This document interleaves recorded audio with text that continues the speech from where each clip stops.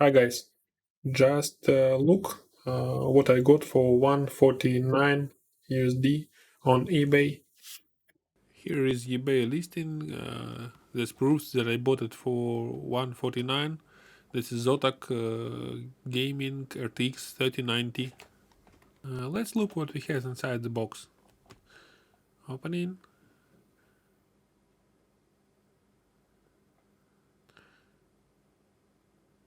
Here is the card.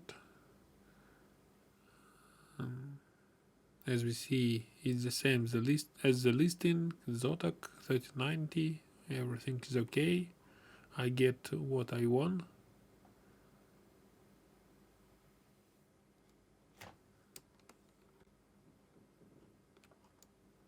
And here it is, our little defect. It's burnt PCI Express lines. That looks not so good. All the layers burned on this corner. I have no much experience in repairing such problems, but I already done something like this. From the other side, the picture not better. So what do you think? Is it possible to repair or not? Let's disassemble it and try something. I will speed up our disassemble process because nothing interesting there. This is a regular procedure that doesn't interesting to me. Let's look on the board into the microscope. Maybe we can see something. So the GPU is GA102 300A1. And what we've got. This is look pretty damaged. I don't know what happened, why it happened.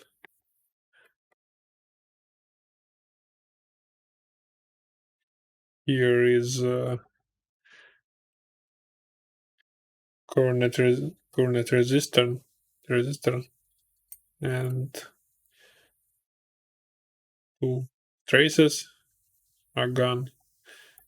It's 12 volt from PCI Express current resistor that measure how much watts the board is drawing from the PCI Express 12 volt line. So we need to recover it. Okay, let's remove all that can be burned, and after that measure with the multimeter. Here is speed up video how to drill out all that burned on the PCB. This is a very careful job, so I need to drill out all the things that was burned and keep all that's alive, because if I leave some burn point, it can burn again there. Okay, looks good. Now we clean with isopropanol, and look what we have. So no burnt points, only copper layers.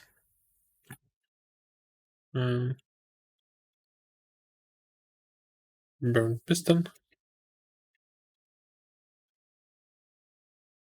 So this is first removal of all that burned. After all checks, green did better, and clean it up. Remove all these things like this that can move. It's not okay. But now it doesn't affect to test what I want to do.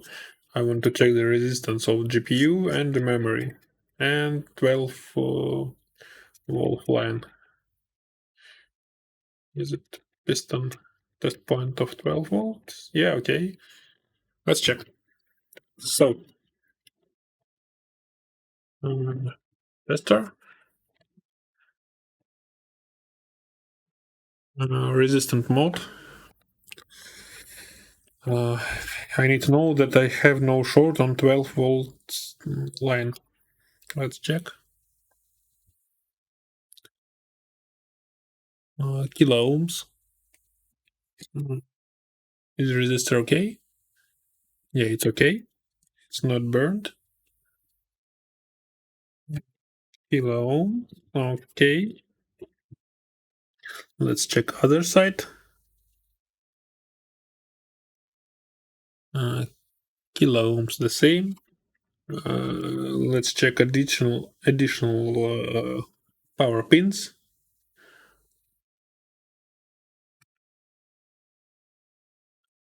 Kilo ohms. No short. No short. And second one. No short. Okay. This is PEX power, and this is 1.8 volts. Seems to be okay. It's okay. Next, memory resistance. Okay, I can measure on this capacitor. Other side.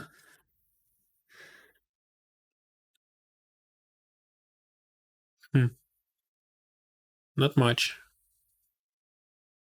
0.3 ohms. The other side. 0.6 ohms. But it should be about 20 or 30 ohms on this line. As I see someone already be here. Here is broken capacitors, elements, one broken conductor. Okay, let's go next.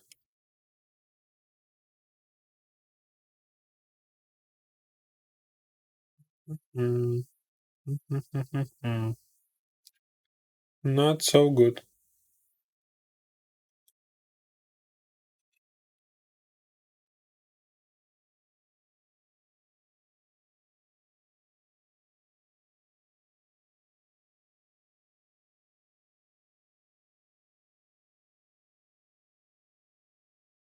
Here is a broken capacitor.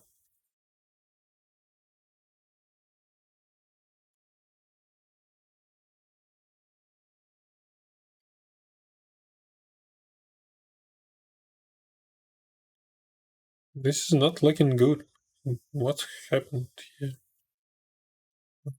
Looks like row smashed. On the other side, one more broken capacitor. Pretty dirty board.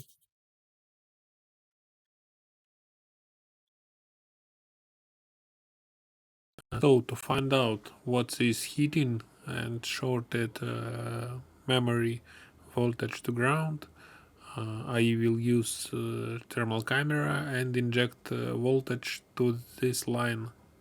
Whoa! What's that point?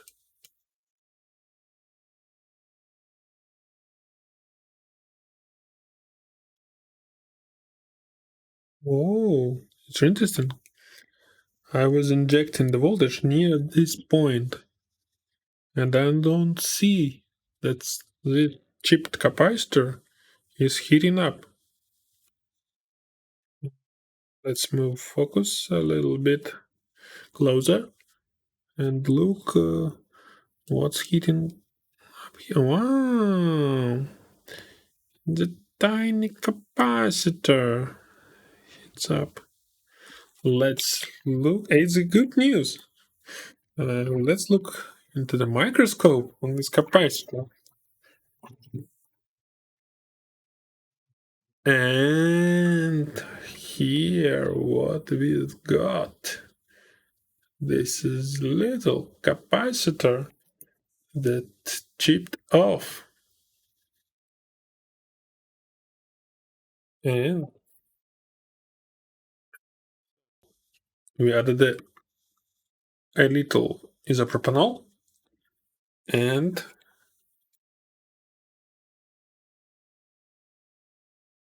inject the voltage. And yeah, it heats up. Let's remove this capacitor from your board. Not so accurately, but fast. Hop. It's not a problem. I will replace it later if we will get good values on the resistance of this line. Let's check. Remove all the wires. So, tester, ground, and tada! 50 ohms. That's mean the board is probably alive. And all these elements is missing near mounting holes. So someone want to replace thermal paste and fucked up. Now you can look how I install all missing components. It took me about 30 minutes.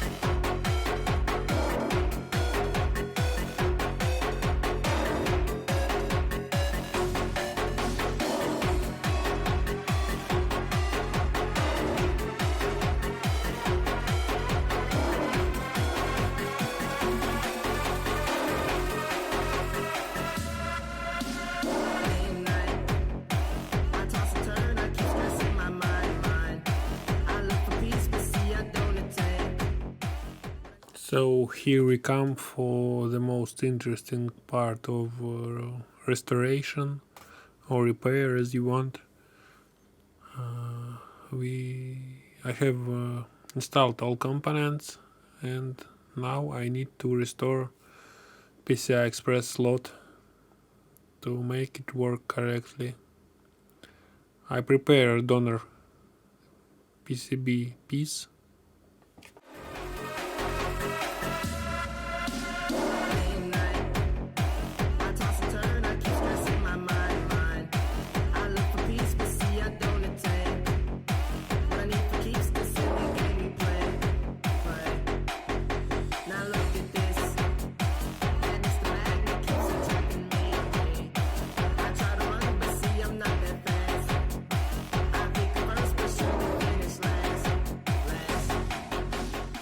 Here we have perfect match of donor PCB piece and the main board.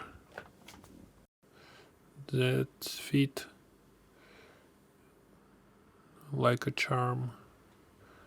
Now I will glue this piece onto the epoxy compound, and it will hold strong this piece with the main board. So I apply glue on the piece and on the board.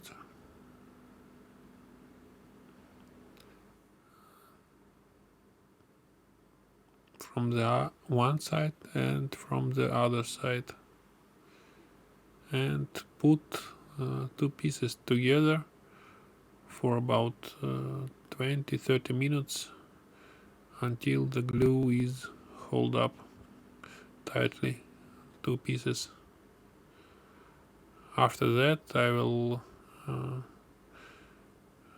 repair traces and make jump wires from one board to the other one. 3 hours later. Okay, I have restored all the wires that need to make this card work. Vertical wire is ground pin. Two horizontal wires, they are going to measure resistor inside the I take these contacts from the 5th layer of the PCB and move them to the other side of board. Okay, from the other side I installed a fuse on 12 volt line. So here is measure resistor. Let's check what we've got from all the things we are done. Board connected to riser and the power supply to test. It doesn't connect to PC, just to test powers. So the main power is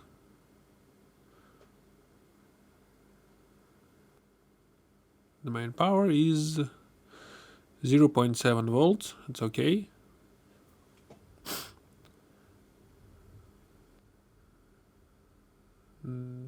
The next is memory power. It's 1.37 volts. It's okay too. Additional power for GPU. It's okay. 0.8 volts.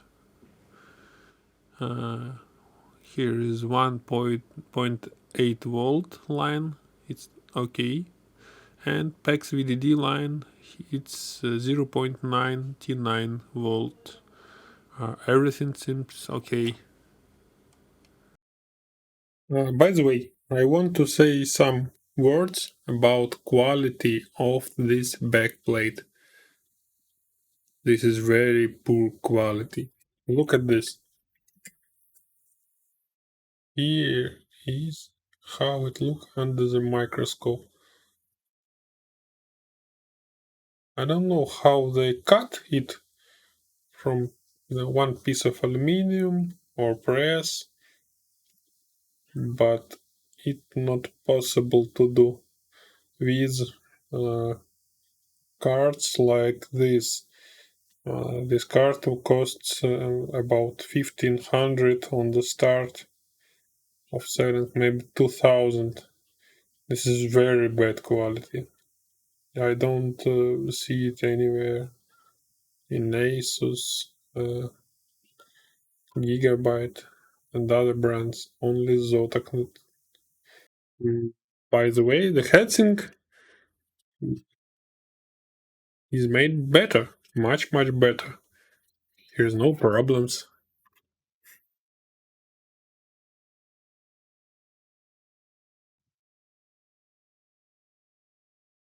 Everything looks pretty good. Why is his bracket is so bad? I don't know. Okay, let's assemble it. So I assembled the card, applied thermal paste.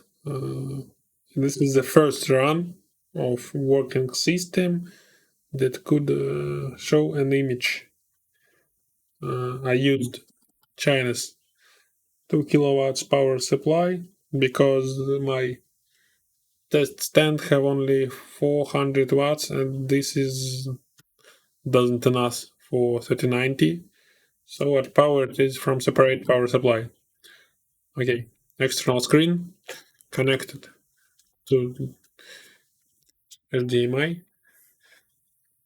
Still the same card with this.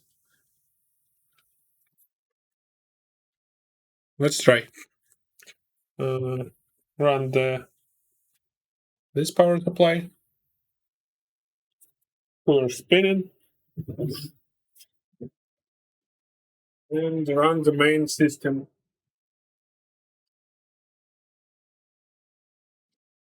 Let's look.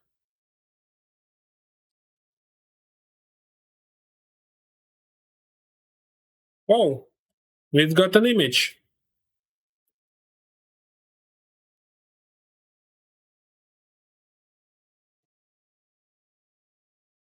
I have a little keyboard.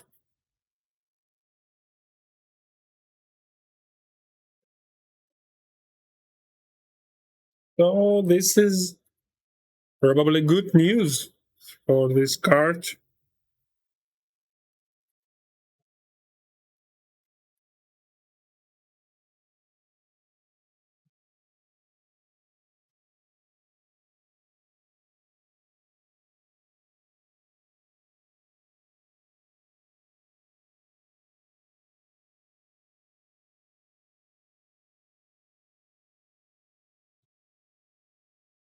Let's put something under the screen, right?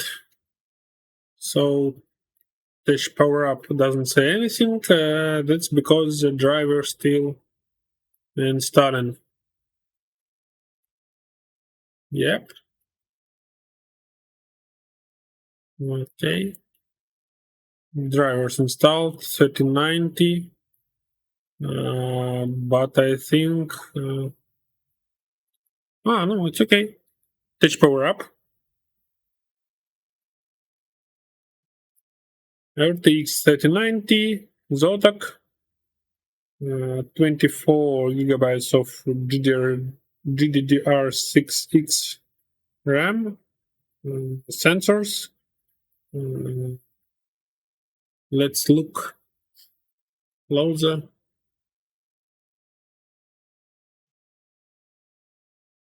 Here we have 8-pin powers. Power, voltage, 18 power 2. And where is... Yeah, here it is. PCI slot power draw. 2 watts. Focus. PCI slots show correctly power draw.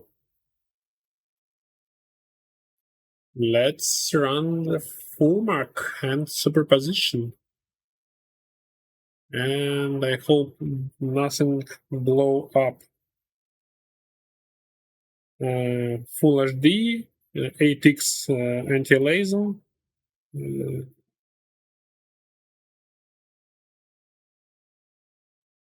Just a fix, burn in. Let's start. Yeah, let's go. So we have first 8-pin 134 watts, second 8-pin 146 watts, and PCI draw 62 watts. This is limit for PCI Express slot, as I know. I hope nothing heat up here. I'm touch with my finger and probably everything is okay.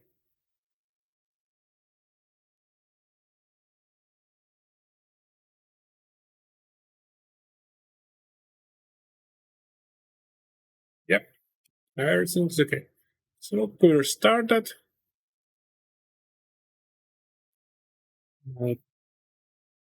Temperature is 72 Celsius, hotspot 85 Celsius, memory temp 86 Celsius.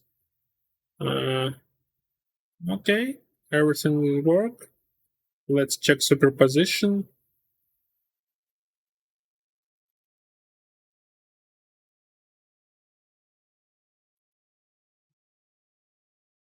$8K optimized per set. Run. By the way, if you want to know what I think about this situation with this card, just be careful when you replace the thermal paste to prevent damage like this. I have already tested this card for about a day, and card pass all test, games working correctly without any problem. This card is done. I have spent about 5 or 6 hours for repair, and I hope it will be work great. But because I done everything as I should be, connect all sensors, everything that what this board need, repair it, and I hope you enjoyed the video, like it, и всем до свидания.